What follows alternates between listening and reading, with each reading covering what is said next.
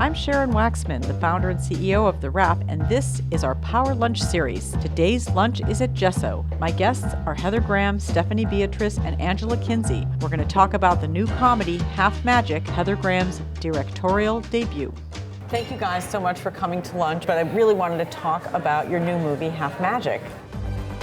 Let's make a pact to be with good guys only. Guys who treat us great, like we deserve. Well, there's this guy. He asked me out. He's super attractive. You should go for it. Move over. There's a new skank in town. So Heather, I've never really gotten to sit down and meet you in person. All these years I've been covering Hollywood, and it's a great occasion because it's your first movie you're directing. Yeah, I'm super excited to talk about the movie, so thank you. So talk about how the story came about. I had a group of friends, and we would get together and we would make wishes for things. We would support each other in making our dreams come true. And a lot of things started to happen, like things would happen. We'd wish for things and then they would come true. And it started inspiring me, and I wanted to write a movie that was empowering to women, and I wanted to empower women.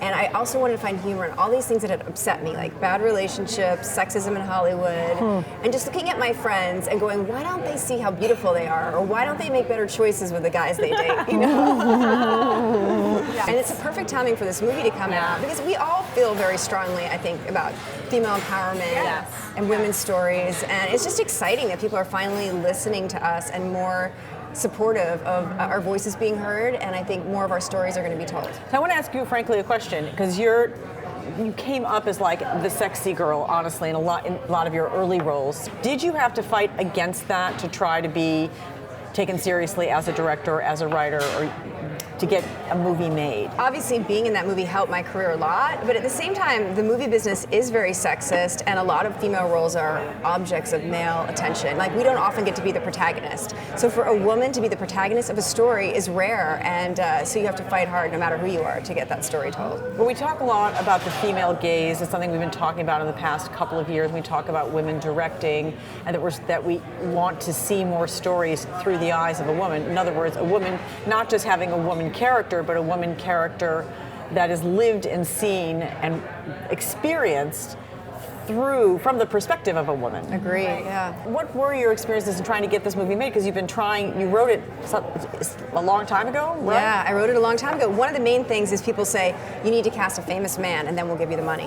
Get a big star. You're joking me, for please no say. money. Yeah, please say They it. would say to you, no one wants to buy movies about women. If you want to get a movie sold, write a movie for a man, right? For sure. And then they'd be like, women's movies don't make money. But then what about Bridesmaid is not like from a minute ago. Why don't they make more movies like that? Because behind closed doors, everyone's saying women's movies don't make money. And they're like, oh, make it on Lifetime. If it's a woman's story, do it on Lifetime. That was just a fluke. Girlfriends are, like that whole movement of female-centric stories and female gaze, and like that's just a fluke. I mean, you hear that argument over and over. Even with the success of something like Wonder Woman, people still wanted to argue, well, it was just at one time, which is what the argument is, and it's insane to me because we have so much money and we're ready to spend it. But I think that culture is changing. Yeah. I do feel a movement shift. A long time ago, you would walk, I know in television and comedy, you would walk into a writer's room, it would be all men.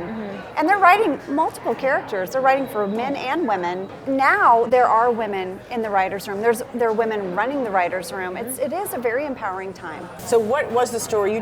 This movie didn't happen because of the Me Too movement, right? No, I started writing it 7 years ago before this happened. It's just that right when the movie was about to come out, all these things happened, so people were more receptive to this story. I feel like we're getting a lot more press now because of it. We're getting a lot more support. People are on board with this story. And when I first gave the script to people said, oh, we don't believe that this Hollywood boss character is true. He seems too mean to be true. I want to be a writer. I know you want to be a writer, and in due time, really. Your writing is great. It's fresh and very unique, but you're bogging yourself down talking about stupid. You know what? Nobody wants to hear about women's stories, all right? If you want to make a film, you got to talk about a man. The story is that we all meet in a female empowerment class. Run by Molly Shannon, who is that's great. Really, she's just delicious. She's just full of joy and awesomeness, don't you think? Yeah, wouldn't you want to go to a female empowerment class taught by Molly Shannon? I'd go to a phone book reading. I love when she kicks her leg and she's like, fear, so what? It's like one of my favorite things. Anyway, sorry, go. She is the best. She's the best. So, so then it kind of takes us all on a journey, and we each have our own separate story. My story is that my character character was brought up Catholic, and I was told I was going to go to hell for having premarital sex. So it's kind That's of true, a journey actually. about sexuality. Yes, I used to watch The Love Boat with my dad, and he was like, "See what those people are doing?" Like when they would go in a room together, and I'm like, "This show is so fun," and he'd be like, "This is wrong, and you can go to hell," and I was just so scared. You're a little kid. You're I'm like, what? Wait, I don't know what in sex the movie, or is. is this really? This really happened in real life, and it's in the movie. I made it okay. a scene in the movie. Oh my God! All right. What about your character? I mean, I would say she's like most women that I know in their like mid to late 20s, sort of naively still believing that everyone around her has her best interests at heart. And like, sadly, that is not always the case with the people that you date.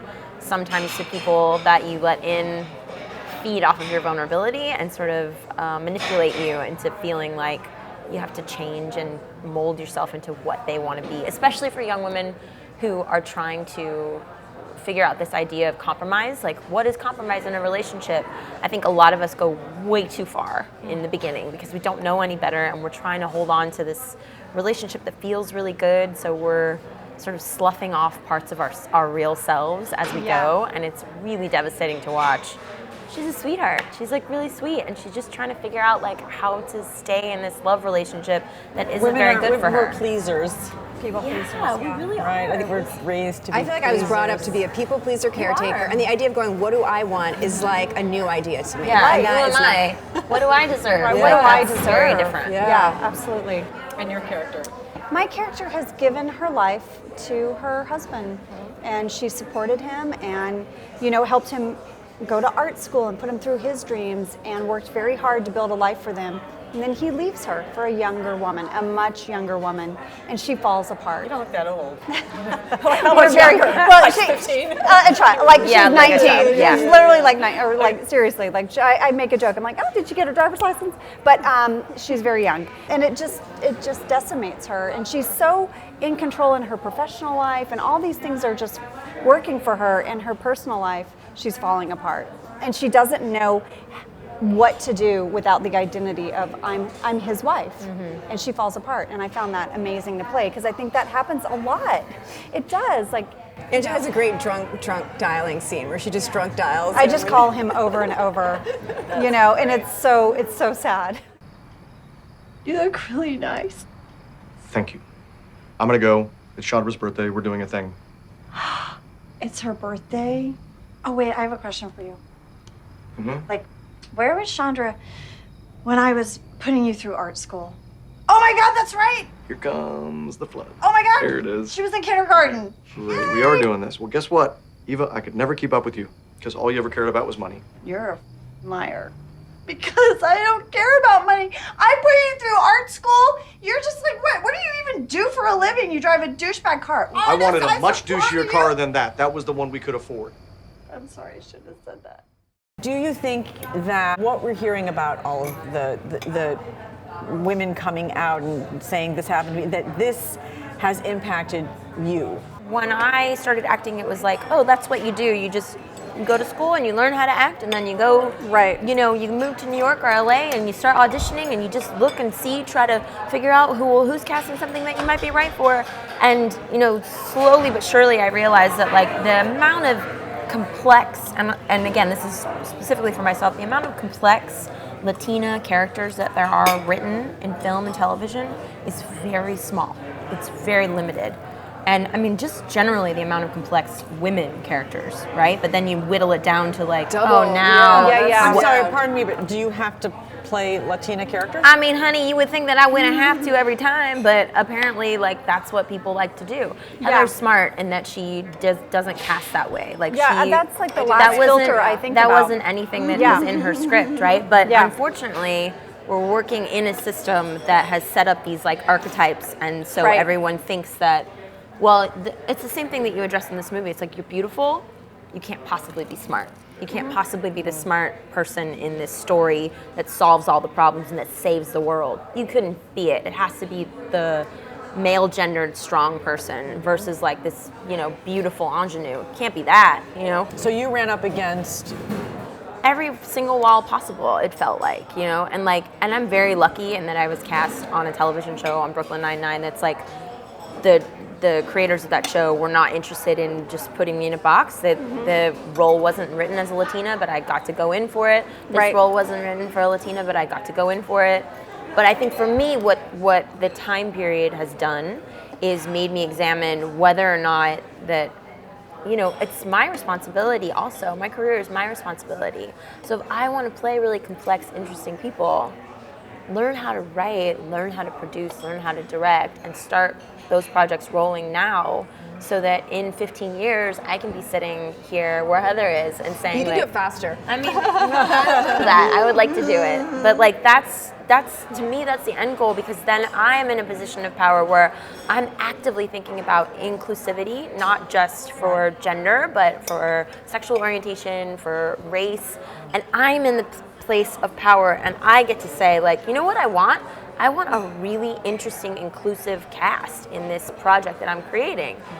That to me is more reflective of the United States and the world that we live in. It doesn't have to be this very limited idea of humanity. What I like about this movement is something that I've always felt really strongly about in improv and when I'm on stage, is that as an improviser, your obvious choice is your weakest choice. So if someone labels you Latina, that is the weakest choice, and not smart. And so immediately I'm like, that's not smart. And I want to be with smart improvisers and smart people.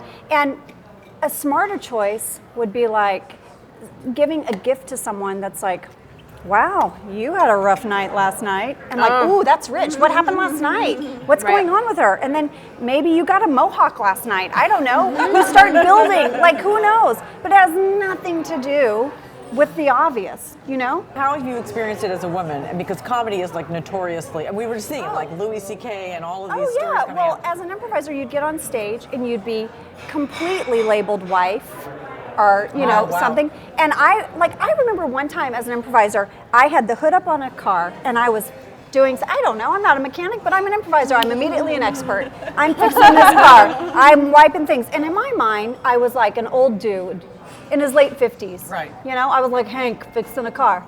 And this guy was like, honey, what are you doing? And I was like, and I have to yes and him because that's improv, you yes and. And I turned around, I was like, and I'd already said 2 lines to him in a low voice.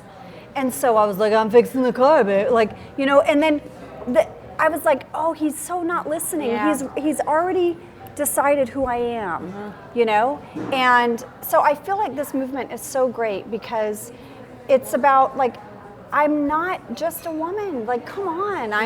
I'm like, I've gone to college and I have a writing degree and I'm an actor and I'm like, that's the fact that I'm a woman is the most obvious choice.